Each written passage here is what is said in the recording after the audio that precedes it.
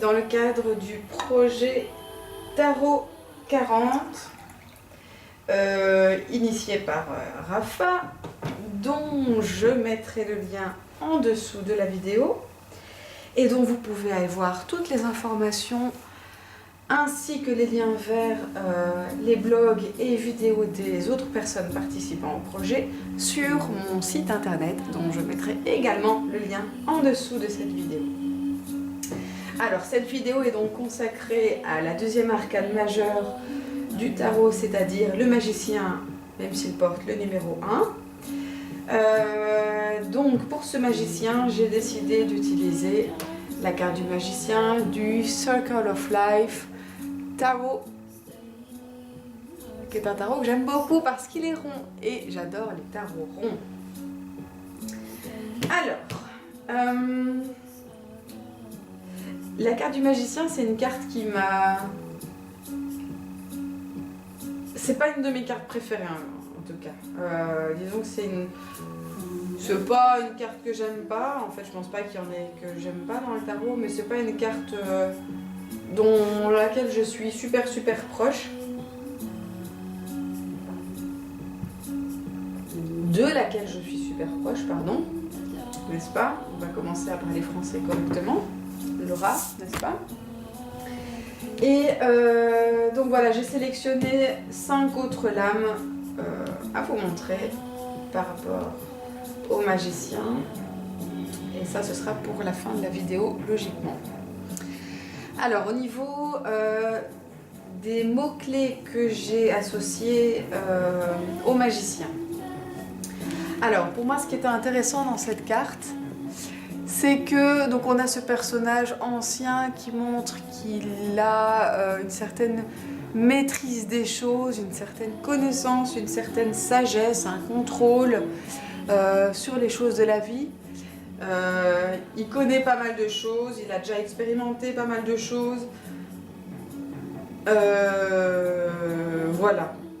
En plus, il a autour de lui donc les outils qui sont représentatifs à la fois des lames et à la fois des lames, n'importe quoi, à la fois des arcanes majeures et à la fois des 4 éléments. Donc on a ici la coupe, on a le bâton, on a l'épée et on a le denier ici. Donc le fait qu'il ait ces 4 éléments autour de lui, eh bien, pour moi ça signifie le fait qu'il maîtrise vraiment tous les pouvoirs des éléments et que cette maîtrise l'amène à une certaine complétude autour de sa pratique magique et autour de la maîtrise des éléments. Il est capable de faire la synthèse de ses connaissances, de ses pouvoirs, et d'en être le maître. Donc il est vraiment le maître de tous ces pouvoirs qui sont représentés donc par les éléments. Alors bon, on connaît les éléments des symboles ici, je vais pas revenir là-dessus. Le fait qu'il y ait autour de lui ces fleurs, donc on a ici dans le Rider-Waite, c'est des fleurs différentes du Circle of Life. Ici on a donc une rose rouge, on a des lys blancs. Ici dans le Circle of Life on a des roses blanches et rouges. Et là donc on voit dans le Rider-Waite des lys blancs et des roses rouges. Et en haut aussi.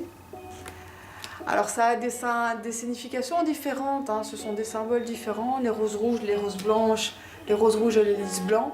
Je sais que dans le Rider-Waite c'est un rapport à un verset de la Bible, parce que la rose rouge, d'après mes souvenirs, si mes souvenirs sont bons, représente la passion, tandis que le lys blanc représente la pureté. Et donc dans un verset de la Bible, il y a une phrase là-dessus. Et donc il semblerait que ça ait un rapport avec cette phrase de la Bible. Mais donc dans le Circle of Life, on a cette rose blanche et cette rose rouge. Et pour moi, le fait qu'il y ait des fleurs dans la carte du magicien, ça signifie que les fleurs sont en quelque sorte le fruit de son action, sont le résultat de sa création, de la mise en action de son énergie créative. Et puis, ici, on a des fleurs rouges et blanches, donc pour moi, ça signifie les deux pôles masculin et féminin, l'actif et le passif, et l'unification de ces deux pôles, et là aussi la maîtrise de ces deux pôles opposés, par le magicien.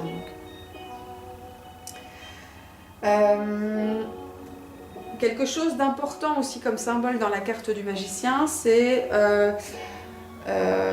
donc le symbole de l'infini, qui est ici au-dessus de la tête du magicien. Ici dans le Circle of Life, il est un peu à côté, on l'appelle un lemniscate.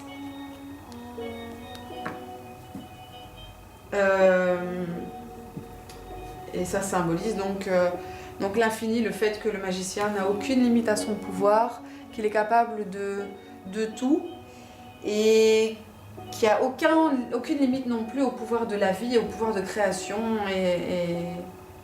et de maîtrise dont il est capable. Rien n'est jamais totalement détruit, tout évolue, tout change, tout se transforme, et l'énergie du magicien qui est créée. Non, c'est le contraire. L'énergie du magicien n'est ni créée ni détruite, elle n'est que recyclée en permanence et à l'infini.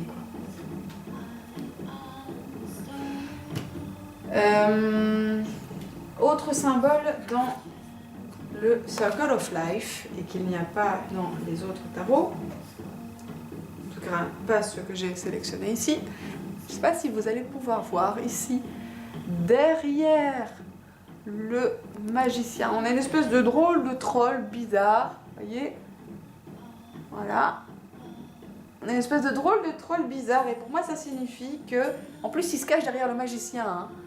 Donc il est un peu pervers ce troll là. Ça signifie que ce magicien là il n'est pas tout blanc pour moi, il a un côté lui aussi pervers, il a un côté il a un visage caché, un visage qui peut montrer, oui, une certaine perversion, et qu'on ne voit pas nécessairement. Il a l'air beau, fort, puissant, mais on ne voit pas qu'il peut être capable de choses plutôt négatives également. Alors le nombre 1, mon prof de psychologie dirait que c'est un symbole phallique, n'est-ce pas? Masculin. Et donc c'est l'archétype de l'énergie sexuelle, le chiffre 1, donc ce symbole vraiment phallique, très droit. C'est le premier nombre, c'est le premier nombre de la création, c'est l'unité. Et puis c'est l'unité qui émerge vraiment magiquement de l'informe rien, le rien du fou, le zéro, l'œuf de la création. Et bien de là émerge l'unité, le un, l'ego, l'individu.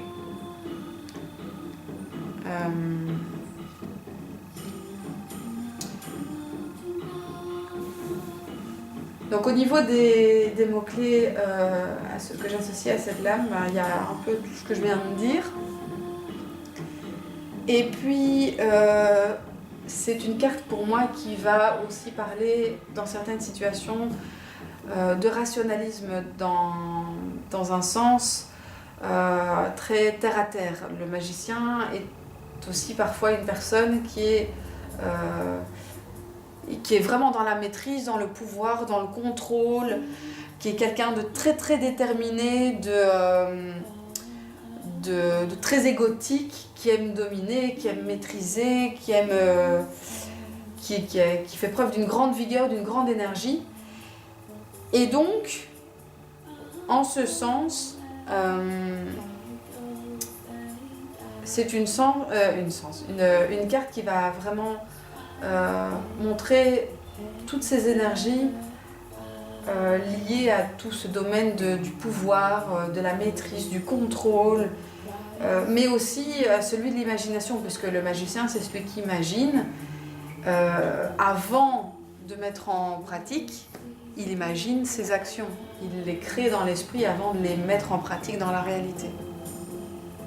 Pour moi, ça signifie aussi ces moments, en anglais on dit aha moment, vous savez, ces moments de révélation, ces moments où tout est clair, tout est limpide, tout est évident. Et c'est un peu cette illumination qui est symbolisée et représentée par le magicien pour moi. Et puis comme je le disais, le magicien c'est quelqu'un d'assez égotique, il est fort dans l'ego, dans le pouvoir, dans le désir de pouvoir, il a énormément de confiance en lui, il est extrêmement déterminé, il est capable d'énormément de concentration. Et puis là pour moi la signification la plus importante du magicien, c'est sa capacité à transformer les choses. Le magicien, c'est celui qui est capable de transformer, qui est capable d'évoluer les choses, de les amener d'un état à un autre et de manifester sa volonté dans le monde physique. Donc il a vraiment ce pouvoir de contrôle, de transformation, de maîtrise sur la réalité.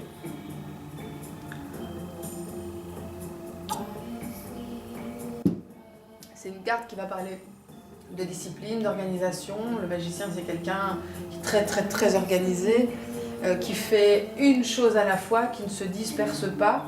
Il n'a pas envie de se perdre, il fait les choses bien, il les fait à fond, il est extrêmement précautionneux et appliqué. Il est capable d'une énorme force de concentration. Et puis, il a comme intention primaire de changer le monde, de transformer le monde par la seule force de sa volonté, mais il veut le transformer à son image. Il ne veut pas le transformer, selon moi, dans un but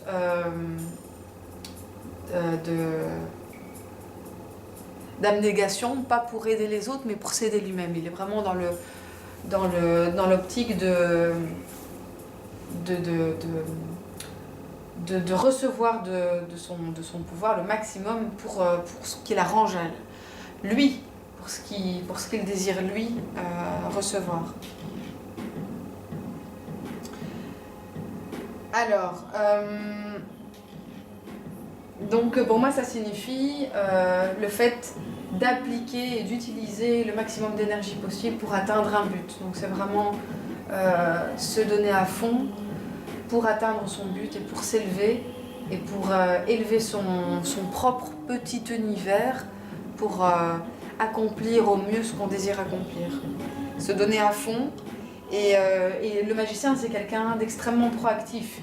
Il y va, il fonce, il n'abandonne pas et il met tout en œuvre pour obtenir ce qu'il veut. C'est aussi une carte qui représente les étudiants, mais pas n'importe quel étudiant. Un étudiant, comme je le disais, très passionné. C'est quelqu'un d'extrêmement impliqué dans ses études, dans ce qu'il fait. Et il est complètement à fond dedans. Vraiment quelqu'un de très passionné par ses études et par ce qu'il fait. Et puis, c'est aussi une carte qui va parler de magie, il ne faut pas l'oublier, c'est le magicien. Donc, dans un tirage, ça peut aussi parler de capacité ou de pouvoir en lien avec les domaines métaphysiques et spirituels. Et donc, dans un tirage, ça peut aussi parler de ça. C'est une carte qui est aussi associée ici dans le Visconti Tarot. On voit le battleur en fait. Et le battleur, à l'époque, avant, au Moyen-Âge, à l'époque victorienne, c'était la personne qu'on voyait dans les foires. Je vais vous montrer peut-être un peu plus près. Et vous voyez, il a une table et c'était la personne qui faisait des tours en fait. Il démontrait son habileté, vous voyez, avec des jeux de verre, il mettait un caillou en dessous et puis pouf, il faisait les trucs comme ça, il faisait passer le caillou d'un verre à l'autre et puis il y avait ce jeu d'argent autour de cette habileté. Et donc c'était aussi un manipulateur, donc le magicien, le battleur, c'est pour moi aussi quelqu'un de très manipulateur et qui qui sait exactement là où il va et qui sait nous mener en bateau pour atteindre son but. Comme je le disais ici avec le Circle of Life, il a une face cachée, une face, un côté manipulatif, un côté manipulateur, pardon. Il est tard, j'ai du mal à parler. Un côté manipulateur, un côté plutôt pervers.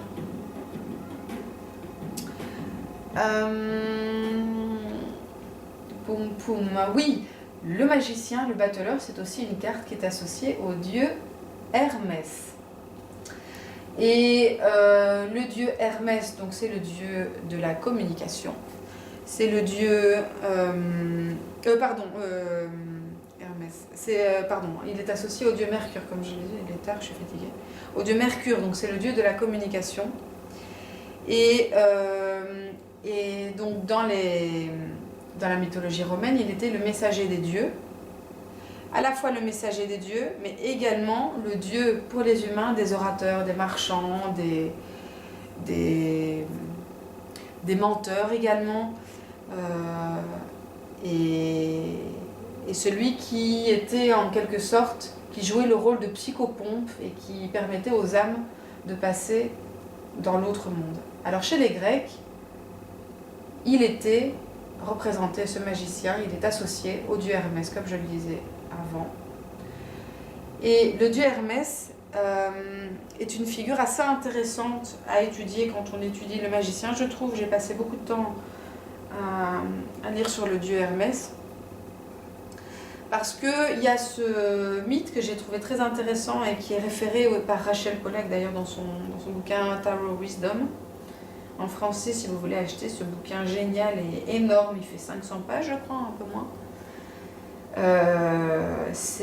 Il s'appelle La Bible du Tarot. Donc il est en français. Et oui, pour une fois, je peux parler d'un livre en français. La Bible du Tarot de Rachel Pollack, en anglais Tarot Wisdom. Et donc, Hermès est ce dieu qui a la capacité à voir à travers les choses. Il a la capacité d'imaginer plus loin, de voir les choses plus loin et de visualiser déjà ce que les choses pourraient être avant qu'elles ne le soient. Et je trouve ça super chouette parce que c'est vraiment tout à fait le magicien, c'est cette personne qui est dans la maîtrise, mais aussi dans l'imagination avant la création. Il est dans la création à tous les points de vue, du début jusqu'à la fin, donc de l'imagination jusqu'à la récolte des résultats. Et donc Hermès a été attribué, a reçu le domaine de la divination. Alors que Apollon avait ses devineresses,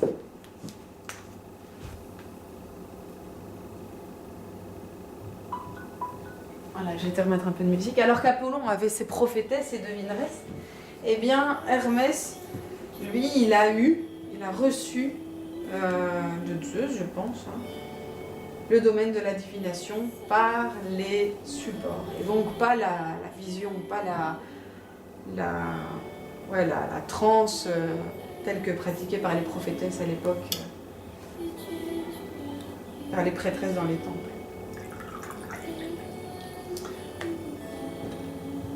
Alors, j'avais envie... Ah oui, je voulais parler aussi de la carte retournée. Alors, retourner pour moi, comme je le disais, retourner, c'est vraiment pour moi, ça peut vraiment symboliser quelqu'un d'assez manipulateur, assez pervers, assez menteur, qui fait tout pour arriver à ses fins. Et puis quelqu'un qui n'hésite pas à abuser de son pouvoir. Quelqu'un de très égoïste, de très égotique.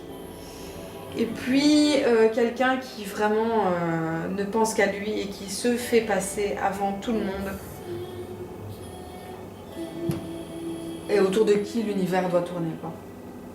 À l'inverse, ça peut également signifier, quand elle est retournée, Ça peut également signifier une faiblesse de volonté, puisque le magicien c'est quelqu'un d'extrêmement volontaire, de très très fort, de très puissant.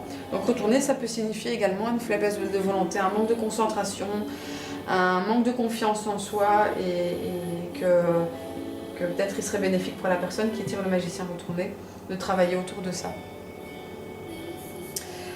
Ça peut signifier aussi que l'énergie créative du magicien, l'énergie ouais, tout à fait créative, dans le sens où elle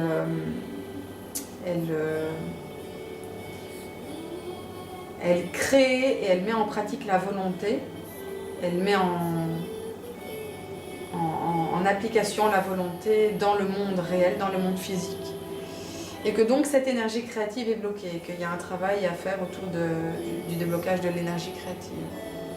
Ça peut signifier aussi un manque d'action ou une incapacité à agir, quelqu'un qui se retrouve vraiment bloqué, qui ne sait pas où aller, qui est perdu et qui est vraiment bloqué, incapable d'avancer, incapable de faire quoi que ce soit. Et puis ça peut représenter la tromperie, le mensonge, la domination, tout ça pour atteindre son propre but,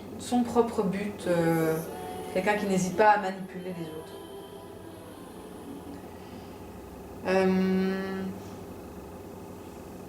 Voilà, je pense que j'ai un peu dit tout ce que je voulais,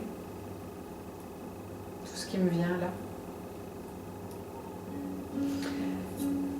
Donc ici on a le tarot Art Nouveau. Donc on a, je pense que c'est,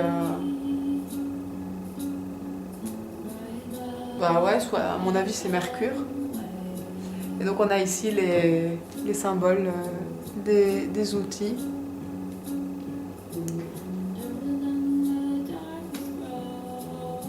Ici donc on a le Sun and Moon Tarot que je trouve très intéressant comme représentation du magicien.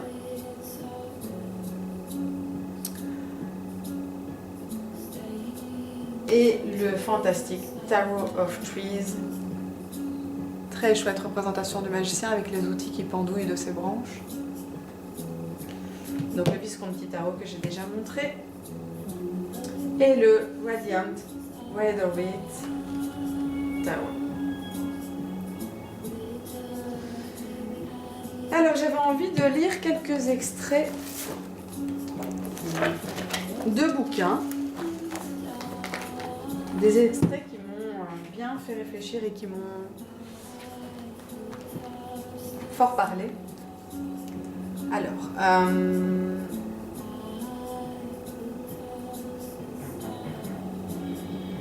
oui.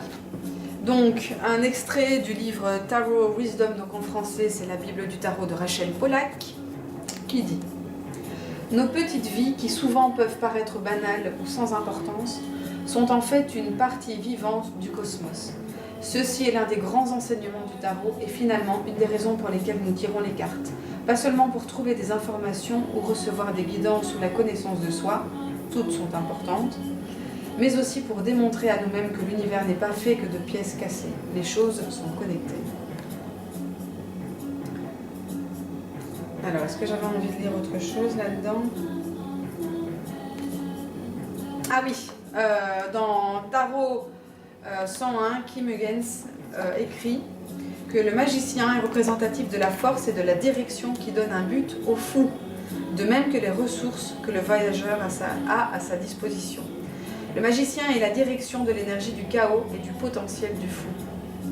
Il peut être vu comme l'étincelle divine qui commence le processus créatif ou vous place sur le chemin de la manifestation. Et je trouvais ça super chouette de faire ce rappel au fou, et c'est vrai que le fou c'est ce potentiel créatif qui fuse dans tous les sens et qui n'a pas vraiment de direction. Et bien voilà, le magicien c'est celui qui donne une direction à toute cette énergie et qui lui donne un sens, qui lui donne un but, une direction, qui est en quelque sorte un vecteur.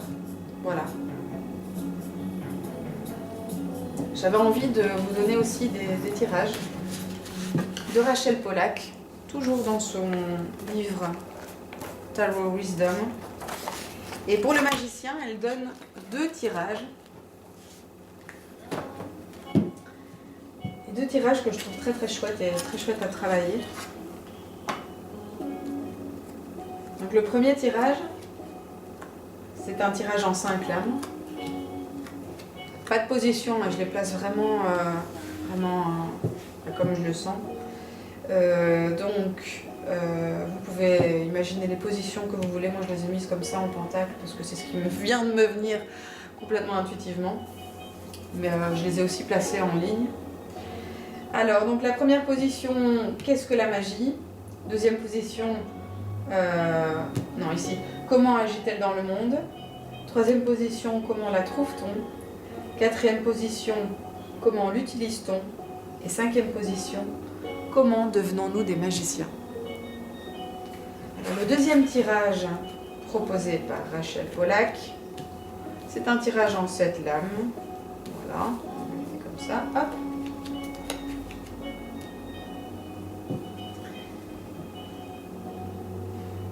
Première position, qu'est-ce que la magie pour moi? Deuxième position, comment la magie agit-elle dans ma vie? Troisième position, où est-ce que je cherche la magie? Quatrième position, comment est-ce que je la trouve?